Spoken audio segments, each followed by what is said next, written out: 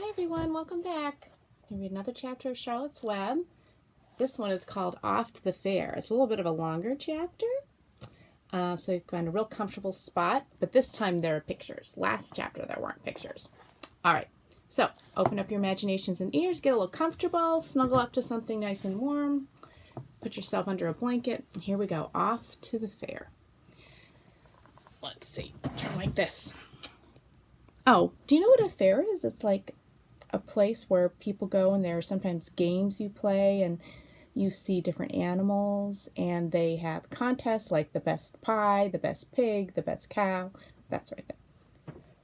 Off to the fair. The night before the county fair, everybody went to bed early. Fern and Avery were in bed by 8.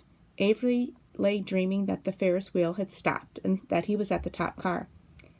Fern lay dreaming that she was getting sick in the swings. Lurvy was in bed by 8:30. He lay dreaming that he was throwing baseballs at a cloth cat and winning a genuine Navajo blanket. Mr. and Mrs. Zuckerman were in bed by 9. Mrs. Zuckerman lay dreaming about a deep freeze unit. Mr. Zuckerman lay dreaming about Wilbur. He dreamt that Wilbur had grown until he was 116 feet long and 92 feet high, and they had won all the prizes at the fair and was covered with blue ribbons and even had a blue ribbon tied to the end of his tail. Down in the barn cellar, the animals, too, went to sleep early, all except Charlotte. Tomorrow would be fair day. Every creature planned to get up early to see Wilbur off on his great adventure. When morning came, everybody got up at daylight. The day was hot. Up the road at the Arables' house, Fern lugged a pail of hot water to her room and took a sponge bath. Then she put on her prettiest dress because she knew that she would see boys at the fair. Mrs. Arable scrubbed the back of Avery's neck and wet his hair and parted it and brushed it down hard till it stuck to the top of his head, all but about 6 hairs that stood straight up. Avery put on clean underwear, clean blue jeans, and a clean shirt. Mr. Arable dressed, ate breakfast, and then went out and polished his truck. He had offered to drive everybody to the fair, including Wilbur. Bright and early, Lurvy put clean straw in Wilbur's crate and lifted it into the pig pen. The crate was green. In gold letters it said, Zuckerman's Famous Pig. And that's the dream that Mr. Zuckerman had of Wilbur being so big. Charlotte had her web looking fine for the occasion. Wilbur ate his breakfast slowly. He tried to look radiant without getting food in his ears. In the kitchen, Mrs. Zuckerman suddenly made an announcement. Homer, she said to her husband, I am going to give that pig a buttermilk bath. A what? Said Mr. Zuckerman. A buttermilk bath. My grandmother used to bathe her pig with buttermilk when it got dirty. I just remembered. Wilbur's not dirty, said Mr. Zuckerman proudly. He's filthy behind the ears, said Mrs. Zuckerman. Every time Lurvy slops and the food runs down around the ears, then it dries and forms a crust. He also has a smudge on one side where he lays in the manure. He lays in clean straw, corrected Mr. Zuckerman. Well, he's dirty, and he's going to have a bath. Mr. Zuckerman sat down weakly and ate a doughnut. His wife went to the woodshed. When she returned, she wore rubber boots and an old raincoat, and she carried a bucket of buttermilk and a small wooden paddle. Edith, you're crazy, mumbled Zuckerman. But she paid no attention to him. Together they walked to the pig pen. Mrs. Zuckerman wasted no time. She climbed in with Wilbur and went to work. Dipping her paddle in the buttermilk, she rubbed him all over. The geese gathered around to see the fun, and so did the sheep and lambs. Even Templeton poked his head out cautiously to watch Wilbur get a buttermilk bath. Charlotte got so interested she lowered herself on a drag line so she could see better. Wilbur stood still and closed his eyes. He could feel the buttermilk trickling down his sides. He opened his mouth, and some buttermilk ran in it. It was delicious. He felt radiant and happy. When Mrs. Zuckerman got through and rubbed him dry, he was the cleanest, prettiest pig you ever saw. There he is, getting his bath.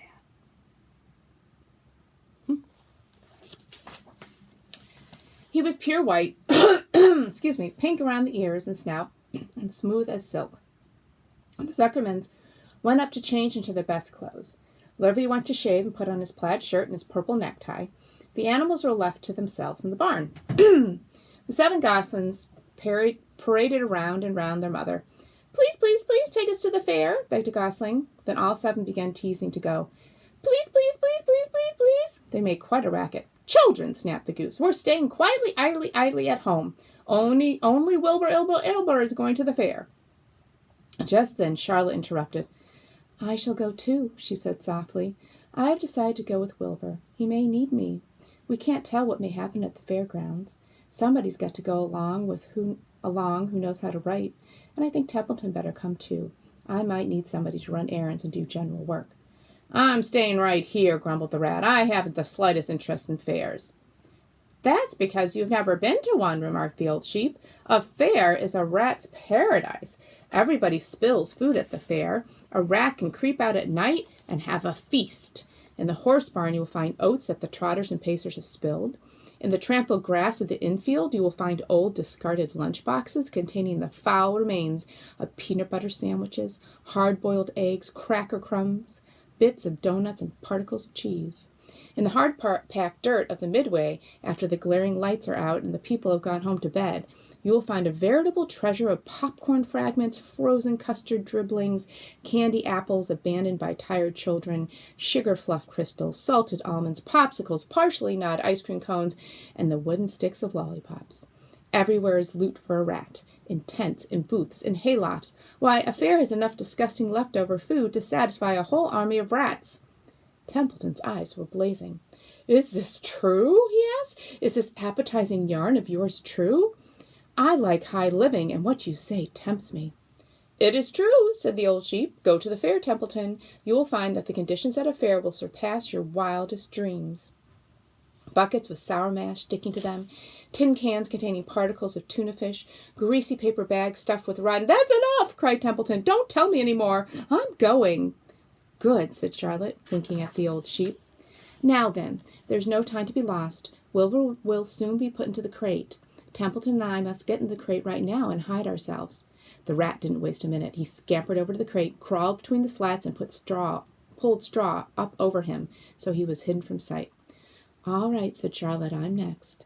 She sailed into the air, let out a drag line, and dropped gently to the ground. Then she climbed the side of the crate and hid herself inside a knothole in the top board. The old sheep nodded. "What a cargo," she said. "That sign ought to say Zuckerman's Famous Pig and 2 stowaways." "Look out, the people are coming, umming," shouted the gander. "Cheese it, cheese it, cheese it." The big truck with Mr. Arable at the wheel backed slowly down toward the barnyard. Lurvy and Mr. Zuckerman walked alongside. Fern and Avery were standing in the body of the truck, hanging on to the sideboards. "Listen to me," whispered the old sheep to Wilbur. "When they open the crate and try to put you in, struggle. Don't go without a tussle. Pigs always resist when they are being loaded." "If I struggle, I'll get dirty," said Wilbur. "Never mind that. Do as I say. Struggle. If you were to walk into the crate without resisting, Zuckerman might think you were bewitched. He'd be scared to go to the fair." Templeton poked his head up through the straw. "Struggle if you must," said he, "but kindly remember that I am hiding down here in this crate, and I don't want to be stepped on, or kicked in the face, or pummeled, or crushed in any way, or squashed, or buffeted about, or bruised, or lacerated, or scarred, or biffed. Just watch what you're doing, Mr. Radiant, when they get shoving you in." "Be quiet, Templeton," said the sheep. "Pull in your head. They're coming. Look radiant, Wilbur. Lay low, Charlotte. Tuck it up, geese." The tuck backed slowly to the pig pen and stopped. Mr. Arable cut the motor, got out, walked around to the rear, and lowered the tailgate. The geese cheered. Mrs. Arable got out of the truck. Fern and Avery jumped to the ground. Mrs. Zuckerman came walking down from the house. Everybody lined up at the fence and stood for a moment, admiring Wilbur and the beautiful green crate. Nobody realized that the crate already contained a rat and a spider. "That's some pig," said Mrs. Arable. "He's terrific," said Lurvy. "He's very radiant," said Fern, remembering the day he was born. "Well," said Mrs. Zuckerman, "he's clean anyway. The buttermilk certainly helped." Mr. Arable studied Wilbur carefully. "Yes, he's a wonderful pig," he said. "It's hard to believe that he was the runt of the litter. You'll get some extra good ham and bacon, Homer, when it comes time to kill that pig." Wilbur heard these words, and his heart almost stopped. "I think I'm going to faint," he whispered to the old sheep who was watching. "Kneel down," whispered the old sheep. "Let the blood rush to your head." Wilbur sank to his knees, all radiance gone, his eyes closed. "Look," screamed Fern, "he's fading away." "Hey, watch me," yelled Avery, crawling on all fours into the crate. "I'm a pig! I'm a pig!" Avery's foot touched Templeton under the straw. "What a mess," thought the rat. "What fantastic creatures boys are. Why did I let myself in for this?" The geese saw Avery in the crate and cheered. "Avery, you get out of the crate this instant," commanded his mother. "What do you think you are?" "I'm a pig," cried Avery, tossing handfuls of straw into the air. "Oink, oink, oink." "The truck is rolling away, Papa," said Fern. The truck, with no one at the wheel, had started to roll downhill. Mr. Arable dashed to the driver's seat and pulled on the emergency brake. The truck stopped. The geese cheered. Charlotte crouched and made herself as small as possible in the knothole so Avery wouldn't see her. "Come out at once!" cried Mrs. Arable. Avery crawled out of the crate on his hands and knees, making faces at Wilbur. Wilbur fainted away. "The pig has passed out," said Mrs. Zuckerman. "Throw water on him." "Throw buttermilk," suggested Avery. The geese cheered. Lurvy ran for a pail of water. Fern climbed into the pen and knelt by Wilbur's side. "It's sunstroke," said Zuckerman. "The heat is too much for him." "Maybe he's dead," said Avery. "Come out of that pig pen immediately," cried Mrs. Arable. Avery obeyed his mother and climbed into the back of the truck so he could see better. Lurvy returned with cold water and dashed it on Wilbur. "Throw some on me," cried Avery. "I'm hot, too." "Oh, keep quiet," hollered Fern. "Keep quiet." Her eyes were brimming with tears. Wilbur, feeling the cold water, came too. He rose slowly to his feet while the geese cheered. "He's up," said Mr. Arable. "I guess there's nothing wrong with him." "I'm hungry," said Avery. "I want a candied apple." Wilbur's all right now," said Fern. "We can start. I want to take a ride in the Ferris wheel." Mr. Zuckerman and Mr. Arable and Lurvy grabbed the pig and pushed him head first toward the crate. Wilbur began to struggle. The harder the men pushed, the harder he held back. Avery jumped down and joined the men. Wilbur kicked and thrashed and grunted. "Nothing wrong with this pig," said Mr. Zuckerman cheerfully, pressing his knee against Wilbur's behind. "All together now, boys. Shove!" With a final heave, they jammed him into the crate. The geese cheered. Lurvy nailed some boards across the end so Wilbur couldn't back out. Then, using all their strength, the men picked up the crate and heaved it aboard the truck. They did not know that under the straw was a rat, and inside a knothole was a big gray spider. They only saw a pig. "Everybody in!" called Mr. Arable. He started the motor. The ladies climbed in beside him. Mr. Zuckerman and Lurvy and Fern and Avery rode in the back, hanging onto the sideboards. The truck began to move ahead. The geese cheered. The children answered their cheer, and away went everybody to the fair.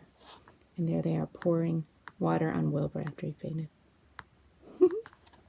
All right, so they're going off to the fair, and we'll see what happens. Maybe he'll win a prize. All right, everyone, have a great day. See you later. Bye-bye.